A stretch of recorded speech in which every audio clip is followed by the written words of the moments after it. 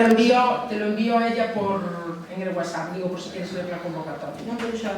Aquí non está na convocatoria impresa, está en acuerdo. Vamos ao primeiro punto do orde do día, ratificar a ausencia. A Diputación, hai un proxecto que presentamos que hai que modificar, porque iba mezclado unha obra de infraestructura e unha obra de mellora, bueno, era pouco, 9.000 euros, pero de mellora en carretera. Vamos a meter igual, vamos a facer igual, pero ahora mismo non podéis se non perdemos os dous. Por eso a ausencia hai que mandalo xa. Entón, se non o mandamos, perdemos todo, o cual creo que é extraordinario e urgente. Teño que repartimos unha documentación antes de marchar, que non se me olvide. Que me deixaron aquí. ¿Me tengo Marita? Sí. ¿Y cuál es? No, pero é información. Vale. E a outro de Chacho Senas. Vale, a orde do día, o primeiro punto era eso, ratificar a ausencia. Votos a favor da ausencia? Bueno, non, mira ti. E en canto ao primeiro punto do orde do día, pois é isto mismo, tendes a documentación, supoño que poderíades mirar como a mí, o proxecto é o de antes, pero eliminada unha parte. Se ven as cuantías, o que hai para gastos correntes. Pero sería un pouquinho máis ao do Samiñán, non?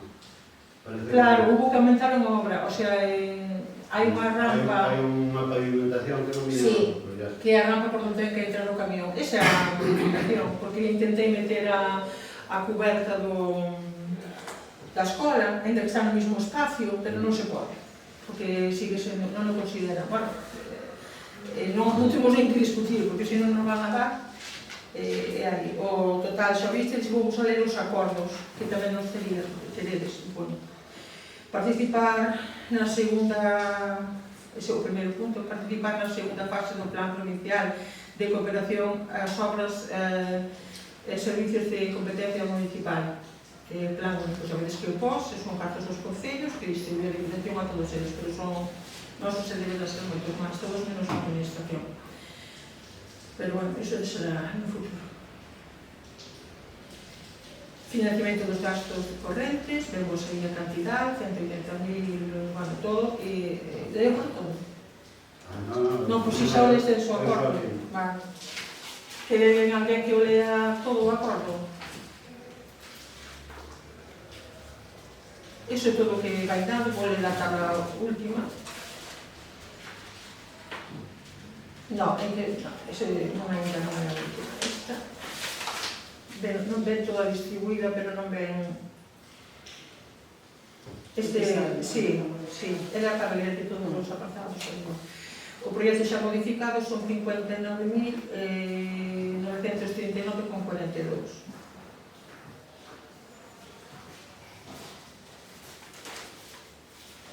Punto número 2. Vamos, o segundo e o terceiro xa... Está por aquí. Sí, non te preocupes, lo leo yo. Sí, por favor. Vale. O primeiro punto é o que dixo era participar na segunda fase do posto adicional.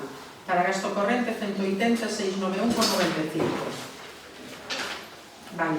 Eses cartos distribúense en alumeado público 80.000 euros, en mantemento dos accesos aos núcleos da poboación 100.661,95 euros. Logo, financiamento de investimentos financeiramente sostibles, aquí non se inclúe nada.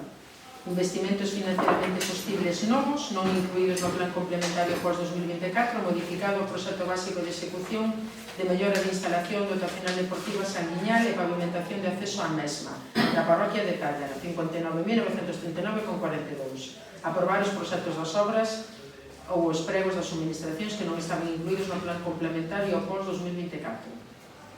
Despois é o resumo, non? En total, 240.601,37. Segundo, declarar que o Concello ten a disponibilidade dos terreos, augas e servidumes para execución dos investimentos e que ten resolto todo relacionado coas concesións e autorizacións administrativas que legalmente sexan necesarias. Terceiro, comprometerse o Concello a incluir no orzamento municipal os fondos necesarios para facer fronte á chega municipal, incluídos na anualidade 24 se houbera. Solicitar a Deputación Provincial da Coruña delegación neste Concello da contratación e execución das obras ou subministracións incluídas no plan. Quinto, declarar que o Concello non solicitou ni percibiu ninguna subvención de outras administracións para o financiamento das distintas actuacións incluídas neste plan.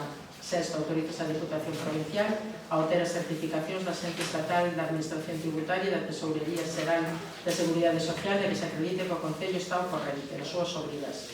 Por último, facultades expresamente da Alcaldía para todo relacionado coa tramitación e xestión do presente acordo e do correspondente expediente.